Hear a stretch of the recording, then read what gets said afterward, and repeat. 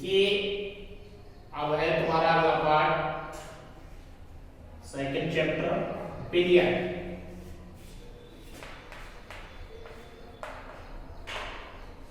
Billion यानी solution. Billion क्या है? दो या दो से अधिक पदार्थ, दो या दो से अधिक पदार्थों का समांगी मिश्रण बिलियन कहलाता है। यानी कि दो या दो से अधिक पदार्थों को जब हम मिलाएंगे और उनका एक मिश्रण बनेगा समांगी, उसे हम बिलियन कहेंगे। देखिए अब से पहले तुमने मिश्रण और समांगी और विषमांगी मिश्रण पढ़े। मिश्रण क्या है? दो या दो से अधिक पदार्थों को किसी भी अनुपात में मिला के, किसी भी अनुपात में मिलाने से जो प्राप्त होता है उसे मिश्रण कहते हैं। अब देखिए समांगी कौन से होते हैं? समांगी मिश्रण, तो समांगी मिश्रण वे मिश्रण होते हैं जिनमें अवयवी कणों के गुण विद्यमान होते हैं, समांगी, और जिनको आसानी से पृथक नहीं किया जा सकता है। जैसे चीनी और जल में बोल दो, दोनों के गुण विद्यमान हैं, वो पृथक नहीं हो सकती, उसे कहेंगे हम, यानी कि जो कण हैं वो अलग अलग स्पष्ट दिखाई नहीं देते हैं, वो समांगी मिश्रण कहलाते हैं। ऐसे ही विषमांगी मिश्रण होते हैं। विषमांगी मिश्रण में क्या है कि दो या दो से अधिक पदार्थों को किसी भी अनुपात में मिला दो और उनके कण पृथक हो जाते हैं, पृथक पृथक दिखाई देते हैं, उन्हें हम विषमांगी मिश्रण कहते हैं। जैसे रेत में लोहे की छीलन मिला दें तो लोहे की छीलन अलग दिखाई देगी और रेत अलग दिखाई देगा, तो ये कैसा हुआ? विषमांगी मिश्रण। अब विलयन जो होता है समांगी मिश्रण होता है। कैसा होता है? समांगी मिश्रण। अब इसमें विलयन दो पदार्थों से मिलकर बना होता है। विलयन एक तो होता है विलेय और एक होता है विलायक। जो पदार्थ में कम मात्रा में डाला जाता है उसे तो कहेंगे हम विलयन, और जो पदार्थ में अधिक मात्रा में डाला जाता है उसे कहेंगे हम विलायक। यानी कि जो कम मात्रा में उपस्थित हो वो विलेय है और जो ज्यादा मात्रा में उपस्थित है वो है विलायक, और इन दोनों को मिला के ही हमारा विलयन बनता है। जैसे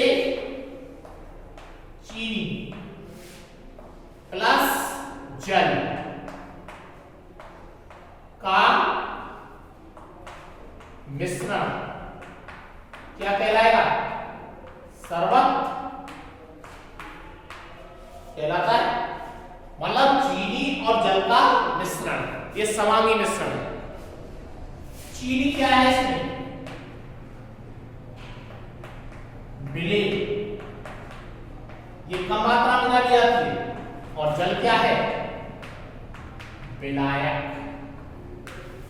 यानी कि जो पदार्थ घुलने के लिए डाला जाता है उसे हम विलेय कहते हैं, और जिसमें पदार्थ घोला जाता है उसे हम विलायक कहते हैं। ये विलयन और विलायक। अब देखिए इसमें आगे है विलयन जो है, हम विलयन के प्रकार हैं।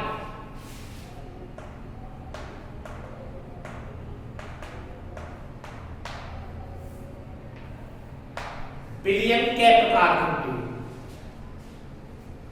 नंबर एक, तनु विलयन। इसमें क्या होता है? तनु विलयन में, तनु विलयन में विलेय के कणों की संख्या बहुत कम होती है और विलायक की संख्या बहुत अधिक होती है, तो तनु विलयन होता है। इसे आदर्श विलयन भी कहते हैं, क्योंकि यह राउल्ट के नियम का पूर्णतः पालन करते हैं। यानी कि जिस विलयन में विलेय के कण कम होंगे, मतलब जैसे चीनी है, चीनी का जब हम विलयन बनाते हैं, घोल बनाते हैं, तनु विलयन बनाएंगे तो चीनी कम मात्रा में डालेंगे और उसमें जल अधिक मात्रा में प्रयोग करेंगे, तो वो होगा कौन सा विलयन? तनु विलयन। तनु का मतलब होता है पतला, मतलब उसमें जो अर्धपारगम्य झिल्ली के द्वारा यानी विसरण की दर आसानी से हो सकती है उसके अंदर, यानी कि वो बह सकता है आसानी से, ऐसे विलयन को हम तनु विलयन कहते हैं। फिर आता है दूसरा सांद्र विलयन।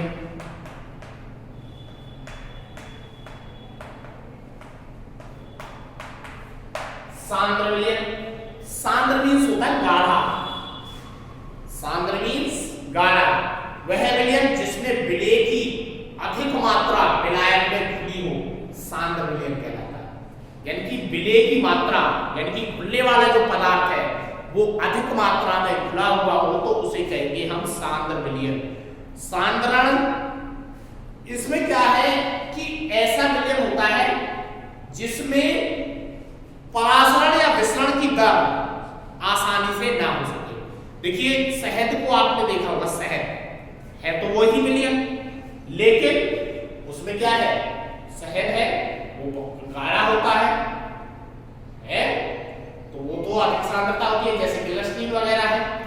अब चीनी जल में हम चीनी ज्यादा मात्रा में घोल दें तो विलयन कैसा बनेगा? गाढ़ा बनेगा, और यदि कम मात्रा में घोलेंगे तो विलयन कैसा बनेगा? तनु। अगर तनु बनाना है तो चीनी कम मात्रा में, सांद्र बनाना है तो अधिक मात्रा में घोलिए। तीसरा है संतृप्त।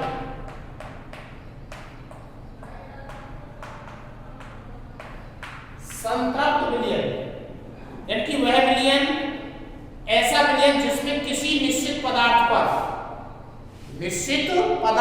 बने विलयन में और अधिक विलय ना हो सकता है, निश्चित विलयन कहलाता है, संतृप्त विलयन कहलाता है।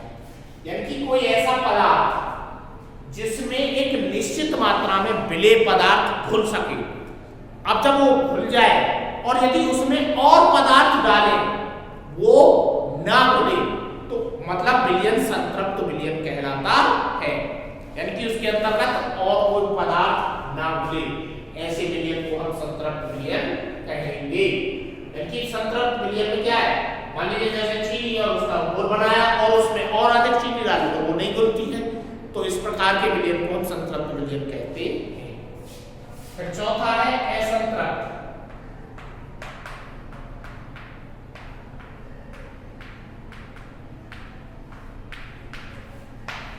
असंतृप्त विलयन वह विलयन जिसमें विलय की मात्रा संतृप्त विलयन की अपेक्षा अधिक होती है, असंतृप्त विलयन कहलाता है। यानी कि उसमें कितनी भी घोल तो घुलती चली जाएगी, मतलब कोई पदार्थ है उसमें कितना भी घोल तो वो संतृप्तता को प्राप्त नहीं होता है, उसमें विलय के कण अधिक मात्रा में घुल सकते हैं, ऐसे विलयन को हम असंतृप्त विलयन कहते हैं।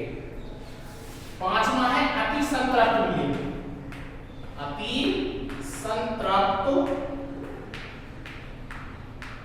विलयन, अति संतृप्त विलयन जैसे निश्चित ताप पर किसी विलायक को संतृप्त करने के लिए आवश्यकता से अधिक पदार्थ की मात्रा जिस विलयन में उपस्थित है उसे अति संतृप्त विलयन कहते हैं। यानी कि जब किसी विलायक को संतृप्त करने के लिए आवश्यकता से अधिक पदार्थ जिस विलायक में उपस्थित हो उसे हम अति संतृप्त विलयन कहते हैं। यानी कि निश्चित ताप पर है, मतलब ताप गर्म करेंगे और गर्म करने पर उसके अंदर यानी कि क्या होता है, गर्म करने पर कुछ पदार्थ ज्यादा मात्रा में हो जाते हैं, लेकिन गर्म करने पर भी उसके अंदर उपस्थित ना हो पाए तो उसे कहेंगे हम अति संतृप्त विलयन।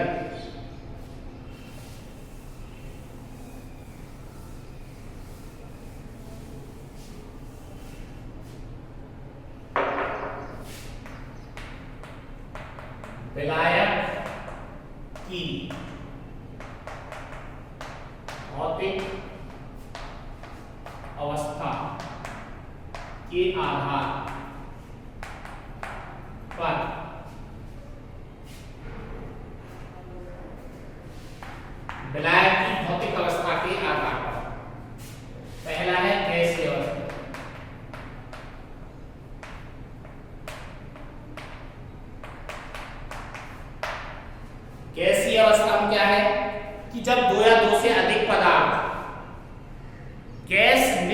की जाती है, मिश्रित की जाती है, यानी कि दो या दो से अधिक पदार्थ जिनमें गैस ही मिश्रित की जाती है, तो इस प्रकार के बने विलयन को गैसीय विलयन कहते हैं। यानी कि गैसीय विलयन में विलेय भी गैस होगी और विलायक भी गैस ही होगा। गैसीय विलयन में विलेय गैस द्रव अवस्था, ठोस अवस्था हो सकता है, परंतु विलायक गैस होती है। मतलब जो हमारा विलेय है वो गैस भी हो सकता है, द्रव भी हो सकता है और ठोस भी हो सकता है, लेकिन उसमें जो विलायक होगा, विलायक जो होगा वो गैस ही होगा। तो ऐसी अवस्था को हम गैसीय अवस्था कहते हैं। दूसरी है द्रव विलयन। द्रव विलयन, जब किसी गैस, द्रव अथवा ठोस को द्रव में घोला जाता है तो इस प्रकार के बने विलयन को द्रव विलयन कहते हैं। मतलब द्रव विलयन में क्या है, चाहे गैस हो, चाहे द्रव हो, चाहे ठोस हो, ये तो विलय हो, लेकिन विलायक द्रव ही हो, तो ऐसे पदार्थों को हम द्रव विलयन कहते हैं। विलायक उसमें द्रव ही होगा, जैसे उसमें गैस ही था, गैस था।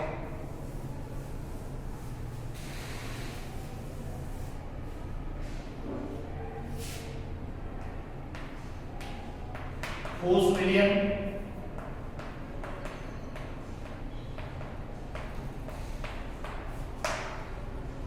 यानी कि जब कोई गैस, द्रव या ठोस पदार्थ परमाणुकीय अथवा आणविक आकार में ठोस अनियमित रूप से परिक्षिप्त होता है, यानी कि इसमें विलायक विलयन जो बनाएगा, विलायक जो होगा वो ठोस होगा, यानी कि उस ठोस अवस्था में परिक्षिप्त हो जाता है, यानी कि उसमें लुप्त हो जाता है। अर्थात विलयन में विलायक तो ठोस होता है, जबकि विलेय पदार्थ उसमें गैस, द्रव या ठोस हो सकते हैं, लेकिन उसमें जो होगा विलायक ठोस ही होगा। ऐसे पदार्थों को हम क्या कहेंगे, ठोस विलयन।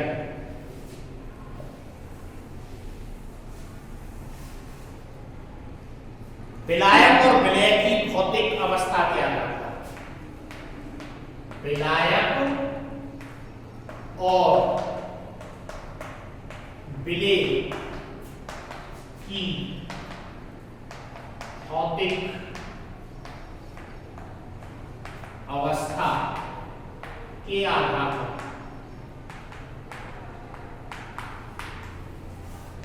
इसमें क्या है कि अब इसमें क्या है, विलायक और विलेय दोनों चेंज होंगे, दोनों के आधार पर। उसमें क्या था, विलायक ही था, केवल विलायक ठोस था, द्रव था और गैस थी, यानी कि पहले गैसीय थी, फिर द्रव थी और फिर ठोस था। लेकिन इसमें गैस का गैस में विलयन, गैस का गैस में विलयन, मतलब इसमें क्या हुआ, दोनों ही विलायक और विलेय दोनों ही गैसीय अवस्था में होते हैं। जैसे वायु N2+O2 क्या हो गई, नाइट्रोजन की गैस और ऑक्सीजन भी गैस। तो नाइट्रोजन में ऑक्सीजन ये वातावरण में वायु में खुली हुई होती है। दूसरा द्रव का गैस में विलयन,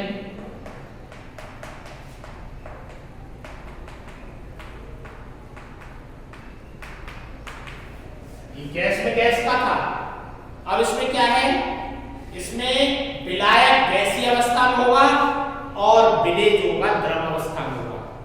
यानी कि जो विलायक है, जो घुलता है वो गैसीय अवस्था में होगा और विलयन वो विलेय पदार्थ जो होगा द्रव अवस्था में होगा। जलवाष्प का वायु में मिश्रण, जलवाष्प जो होती है वो द्रव अवस्था में होगी और वायु में मिलेगी, वायु गैसीय अवस्था होगी तो विलायक कौन सा हुआ, गैस। तो इसका मतलब जैसे जलवायु का वायु में मिश्रण, क्लोरोफॉर्म की वाष्प का N2 में मिश्रण, क्लोरोफॉर्म का N2 में जब मिश्रण होगा तो वो क्या है, क्लोरोफॉर्म ठोस अवस्था में होती है, द्रव अवस्था में, और ये गैसीय अवस्था में होती है। फिर आता है गैस का द्रव में विलयन, ठोस का गैस में विलयन। तीसरा, ठोस का गैस में विलयन। अब देखिए ठोस पदार्थ विलायक गैसीय अवस्था में होगा, विलायक गैसीय अवस्था में, और लेकिन विलय जो होता है वो ठोस होता है। धुआं का कपूर, धुआं कपूर का N2 में विलयन, धुआं और कपूर, धुआं ठोस होता है या कपूर ठोस होता है और धुएं और N2 में विलयन कर देता है, कपूर N2 में और धुआं भी N2 में विलय हो जाता है। तो ये क्या हुआ, ये तो गैसीय हुआ विलायक, और ठोस इसमें कपूर हुआ, तो इसमें विलय हो जाता है। फिर है द्रव का गैस का द्रव में विलयन, गैस का द्रव में विलयन। गैस जो है द्रव में बन जाती है, जैसे सोडा वाटर, यानी कि विलायक द्रव अवस्था में होगा, विलायक कैसा होगा, द्रव, विलायक होगा द्रव, और घुलने वाला विलय जो होगा वो भी गैसीय अवस्था में। जल में O2 गैस, यानी कि जल है और जल में हम O2 बोल देंगे, CO है और ये भी जल में बोल दी जाती है, सोडा वाटर, और ये अमोनीकृत जल है। इस प्रकार से ये उसका विलयन हो गया।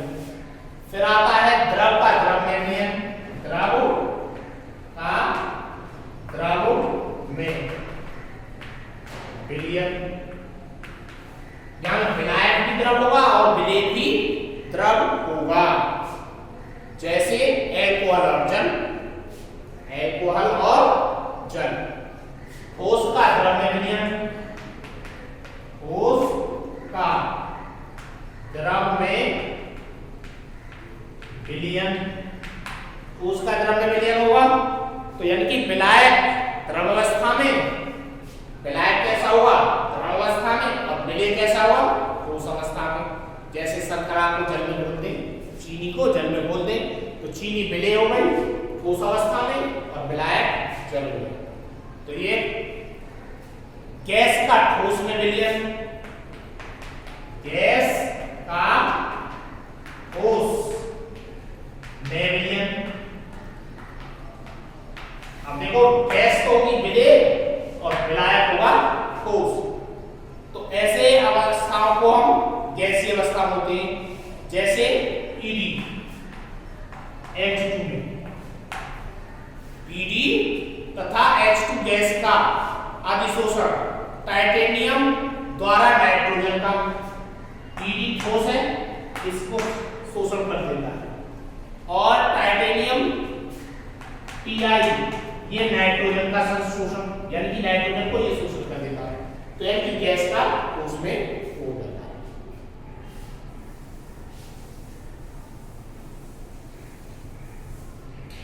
फिर आता है द्रव का ठोस में विलयन, द्रव का ठोस में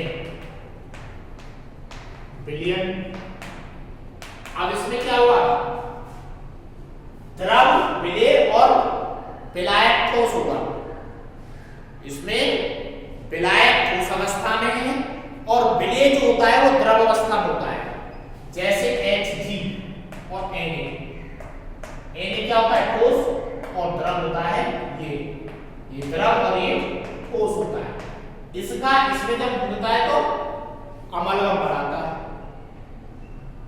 अमलगम बनाता है, जैसे पारा सोने में, बेंजियम ठोस आयोडीन में, ये इसके विलायक है।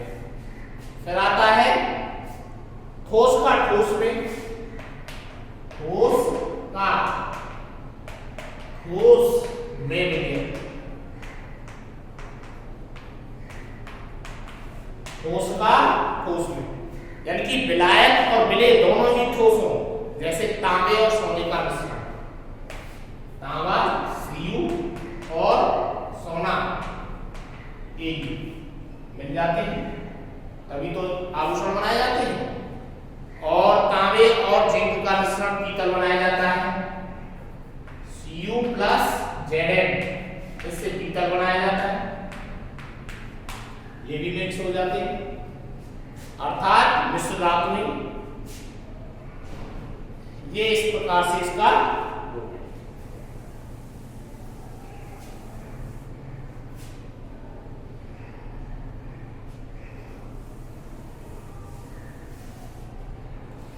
आगे